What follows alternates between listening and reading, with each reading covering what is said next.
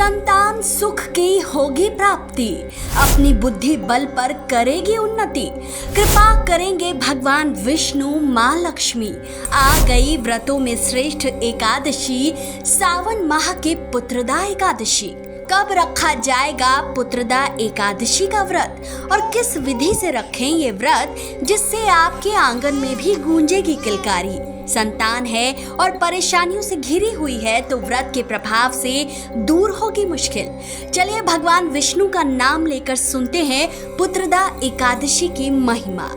भक्तों, संतान सुख को जीवन का सबसे बड़ा सुख कहा गया है, लेकिन कलयुग में ये सुख भी दुर्लभ जान पड़ता है।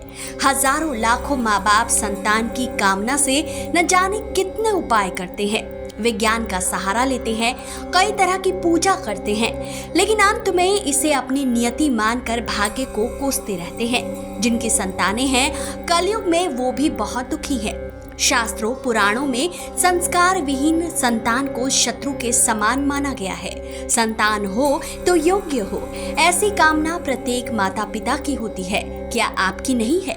तो मित्रों, कुछ ही दिनों में पुत्रदा एकादशी आने वाली है। सावन माह में आने वाली ये एकादशी निसंतान दंपतियों के लिए वरदान है। इस व्रत के प्रभाव से राजा महिजिति महिष्मति को भी पुत्र रत्न की प्राप्ति हुई थी।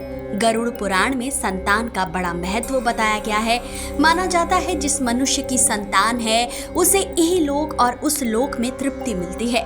गरुड़ पुराण के 15वें अध्याय के अनुसार संतान अगर उत्तम हो तो मान सम्मान में वृद्धि होती है। गरुड़ पुराण के 15वें अध्याय में संतान प्राप्ति के कई उपाय भी बताए गए हैं। पक्षीराज गरुड़ ने भगवान विष्णु से इसी विषय में प्रश्न भी किए हैं।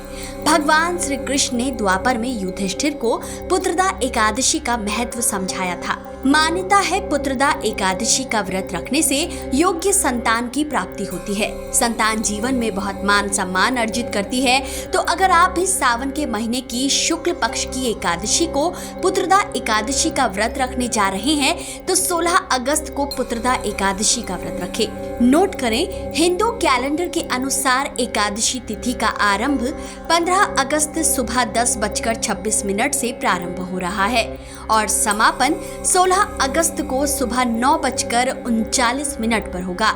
लेकिन व्रत 16 अगस्त को रखा जाएगा।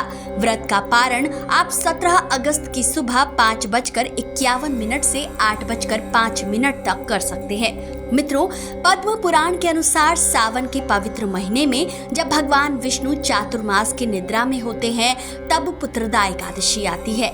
मान्यता है इस दिन जो भी महिला या पुरुष संतान की इच्छा रखते हैं या पुत्र पाना चाहते हैं उन्हें विधि विधान से पुत्रदा एकादशी का व्रत रखना चाहिए।